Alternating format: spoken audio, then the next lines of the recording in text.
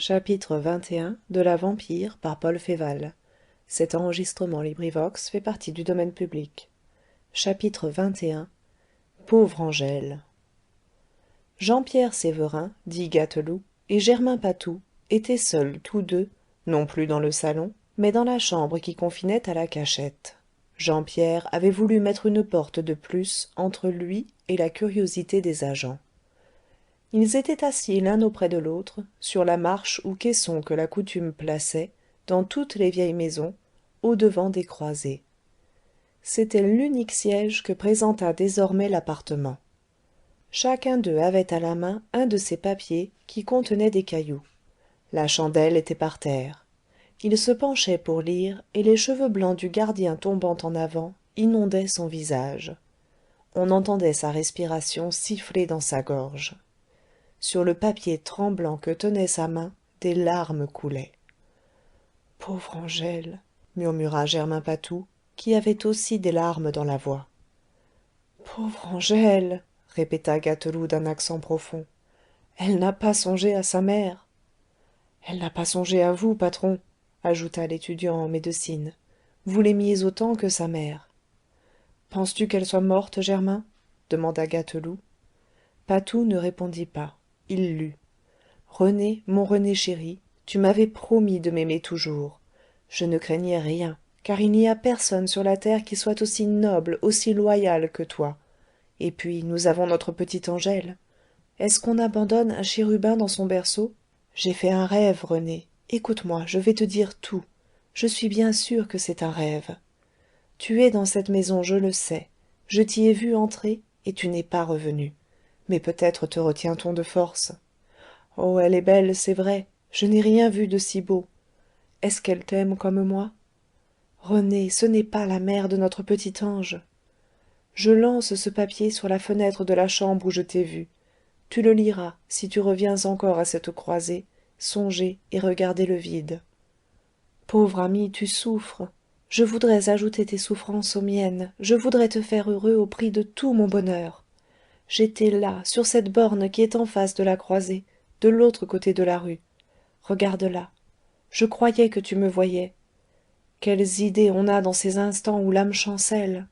Mon Dieu, si tu m'avais vu, nous aurions peut-être été tous sauvés.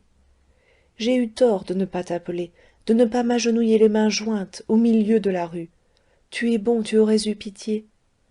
J'étais là, moi, je te voyais. J'ai tout vu. Je t'aime comme auparavant, mon René. De toi à moi, il y a notre petite Angèle. Je t'aime. Germain Patou cessa de lire, et le papier s'échappa de ses doigts. Diable de breton, grommela-t-il, si je le tenais, il passerait un méchant quart d'heure. Tais-toi, prononça tout bas Gâteloup. Il ajouta. N'est-ce pas qu'elle l'aimait bien? C'est un ange du bon Dieu, s'écria l'étudiant. Ah, le coquin de breton! Jean-Pierre réfléchissait. Ce doit être ici la première lettre, dit-il, les yeux fixés sur le chiffon humide qu'il relisait pour la 10e fois. Celle-ci est peut-être la seconde. Je suis venu et j'ai lancé le papier sur la fenêtre. Il y est resté, après avoir retombé bien des fois. Tu ne m'as pas répondu, tu ne l'as pas lu, René. Que les heures sont longues. Ma pauvre mère ne sait pas jusqu'à quel point je suis désespérée. Je n'ai rien dit à mon père, qui voudrait me venger peut-être. Je n'ai parlé qu'à notre enfant. À celle-là, je dis tout, parce qu'elle ne peut pas encore me comprendre. Il y a des instants où ce bien-aimé petit être semble deviner ma souffrance. D'autres, son sourire me dit d'espérer. Espérer, mon Dieu! Eh bien oui, j'espère encore, puisque je ne suis pas morte. Je n'ai pas lu beaucoup de livres, mais je sais qu'il y a des entraînements, des maladies de l'âme. Tu es entraîné, tu es malade, et cette enchanteresse ne t'a pas encore donné le temps de songer à ton enfant. Ce fut à Saint-Germain-l'Auxerrois, n'est-ce pas? Je ne vis rien, mais quelque chose troubla ma prière. Je sentais en moi comme une sourde douleur. Mon cœur se serrait. La pensée de nos noces ne me donnait plus de joie. Elle était là, j'en suis sûre. Nos noces! Ce jour si ardemment souhaité, le voilà qui arrive. Oh, René, René, tu m'avais dit une fois, ce serait un crime de mettre une larme dans ses yeux d'ange. L'ange est tombé. Était-ce à toi de le punir? En revenant de l'église, je ne te reconnaissais déjà plus. Je cherchais ta pensée. Je pleurais en montant notre escalier. Et j'attendis pour voir ta lampe s'allumer. La nuit entière se passa, René. J'étais perdue. Réponds-moi, ne fût-ce qu'un mot. Que fais-tu dans cette sombre maison? Veux-tu que je te dise mon dernier espoir? Tu conspires peut-être. Ni mon père ni ma mère n'ont rien su par moi. Ce sont tes secrets. J'ai ouï parler aujourd'hui d'arrestation. Si je t'avais calomnié dans mon âme, René, mon René chéri, si tu n'étais que malheureux. Que veut dire cela? S'interrompit ici Jean-Pierre Sévérin. Kervoz est de Bretagne, répondit Patou. Il ajouta: le gros marchand de chevaux de l'église Saint-Louis-en-l'Île n'est-il pas son oncle? Jean-Pierre se frappa le front. Morinière, prononça-t-il tout bas. Et le secrétaire général de la préfecture m'a dit. Il n'acheva pas, et sa pensée tourna. Morinière a l'air d'un brave homme, murmura-t-il. C'est impossible. La troisième lettre nous apprendra peut-être quelque chose, fit l'étudiant en médecine. L'écriture change. Jean-Pierre saisit le papier qu'on lui tendait et le baisa. Rien de toi, rien. Tu n'as pas reçu mes messages. Jamais tu ne pourrais te montrer si cruel envers moi. Notre petite fille maigrit et devient toute blanche depuis que mon saint Harry n'a plus rien pour elle. Je la regardais ce matin. Peut-être que Dieu nous prendra tous ensemble. Quelle nuit! Pourrait-on dire en une année ce que l'on pense dans l'espace d'une nuit? J'ai vu mon père et ma mère pour la dernière fois. Tout le jour je vais rôder autour de toi, et toute la nuit prochaine aussi. Je te verrai, je le veux, je te parlerai. Il dormait. J'ai baisé les cheveux blancs de mon père d'adoption, qui m'aimait comme si j'eusse été sa fille. J'ai collé mes lèvres sur le front de ma mère. Celle-là aussi a bien souffert. Elle a eu le courage de vivre. J'ai baisé aussi mon jeune frère, un enfant doux et bon, qui pleurera sur moi. Il a déjà le cœur d'un homme. Le père dit souvent qu'il ne sera pas heureux dans la vie. Puis je suis revenue à ma fille, et je l'ai habillée en blanc. Dans ses cheveux, j'ai mis la guirlande que tu avais apportée le jour de ma fête. Notre fille sera bien belle. J'avais besoin de rire et de chanter. Je ne sais pas si c'est ainsi quand on devient folle. Les bras de Gâteloup tombèrent. Son visage énergique exprimait une torture si poignante que les larmes vinrent aux yeux de Patou. Il faut de la force, monsieur Jean-Pierre, dit-il. Tout n'est pas fini. Non, répliqua Gâteloup d'une voix changée. Tout n'est pas fini. Il ajouta en refoulant un sanglot dans sa gorge. C'est vrai que c'était demain le mariage. Ma pauvre femme ne survivra pas à cela. Sa main fiévreuse déplia un autre papier. J'ai voulu voir ta chambre que je connaissais si bien, quoique je n'y fusse jamais entrée. J'avais un espoir d'enfant, je croyais t'y trouver. La portière m'a laissé monter. Je t'écris chez toi, cela me portera bonheur. Je suis à l'endroit où je te voyais assis, quand je regardais par ma fenêtre. C'est de là que tes yeux m'ont parlé pour la première fois. J'ai devant moi les portraits de ton père et de ta mère. Comme ta mère doit t'aimer, et combien je l'aime! Il y a une lettre commencée où tu lui parlais de moi. M'as-tu donc chérie ainsi, René? Et pourquoi m'as-tu quitté? Que t'ai-je fait? Ne suis-je pas tout à toi?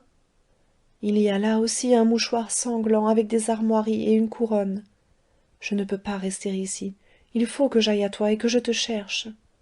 D'ailleurs, il est un autre endroit où je te parlerai mieux qu'ici.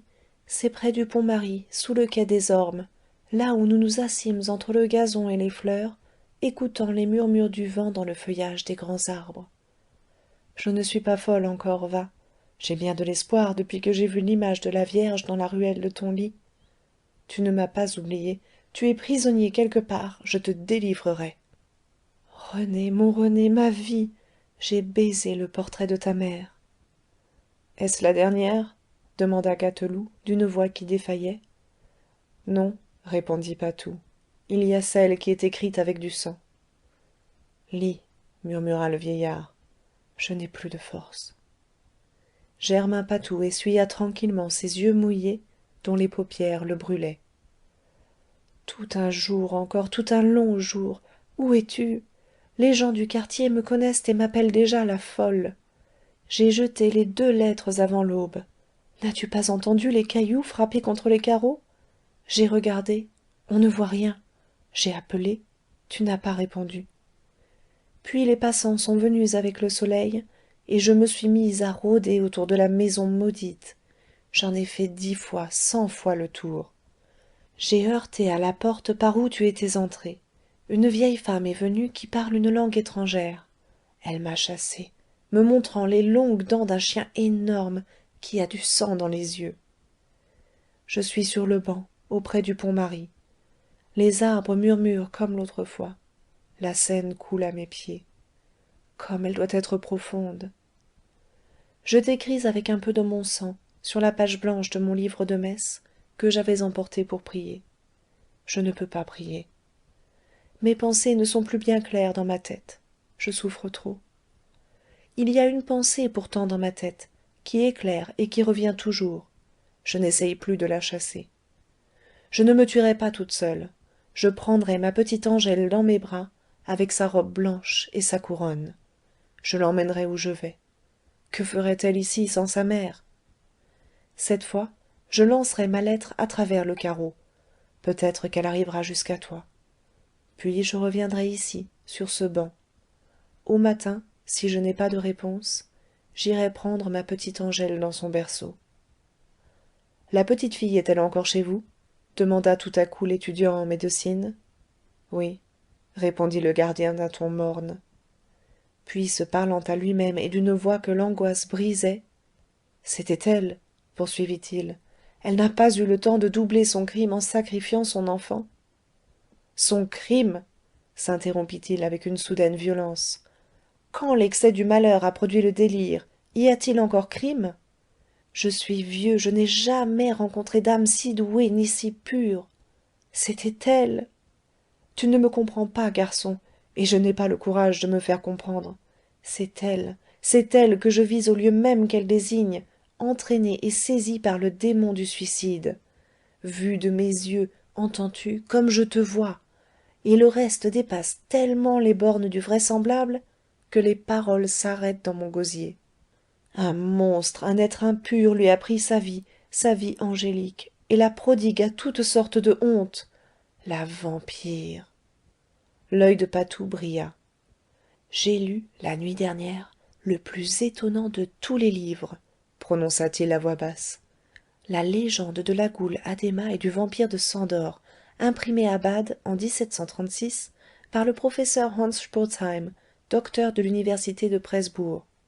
L'oupire Addhéma prenait la vie de ses victimes au marc franc pour ainsi dire, vivant 1 heure pour chacune de leurs années et courant sans cesse le monde, afin de rassembler des trésors au roi des morts-vivants, le comte Sandor, qu'elle aime d'une adoration maudite et qui lui vend chaque baiser au prix d'un monceau d'or. Et comment sinoculait elle la vie d'autrui? Demanda Jean Pierre, qui avait honte d'interroger ces mystères de la démence orientale. En appliquant sur son crâne chauve, répondit Patou, les chevelures des jeunes filles assassinées. Le gardien poussa un cri sourd et se retint à la croisée pour ne point tomber à la renverse. J'ai vu la vampire Addhéma face à face, balbutia-t-il. J'ai vu la propre chevelure d'Angèle, ma pauvre enfant, sur le crâne de la comtesse Marcian Gregoryi. L'étudiant recula stupéfait. Il regarda Gâteloup dans les yeux, craignant l'irruption d'une soudaine folie. Les yeux de Gâteloup se fixaient dans le vide. Peut-être voyait-il ce corps inerte, remontant le courant, le long des berges de la Seine, contre toutes les lois de la nature. Ce corps qui avait allongé le bras pour saisir la jeune fille indécise, penchée au-dessus de l'eau, près du pont-marie. Le démon du suicide. Dans le silence qui suivit, on put entendre un bruit qui venait de cette muraille, en apparence pleine, formant la partie orientale de la chambre. C'était comme le grincement d'une porte sur ses gonds rouillés. Jean Pierre et Patou prêtèrent avidement l'oreille. La porte grinça une seconde fois, puis fut refermée avec une évidente précaution. Il y a quelque chose là? S'écria Germain Patou. Le patron lui mit la main sur la bouche. Ils écoutèrent pendant toute une minute, puis, le bruit ne s'étant point renouvelé, Jean Pierre dit: rené de kervoz est de l'autre côté de cette muraille, j'en suis sûr. Il faut percer la muraille. Chapitre 21.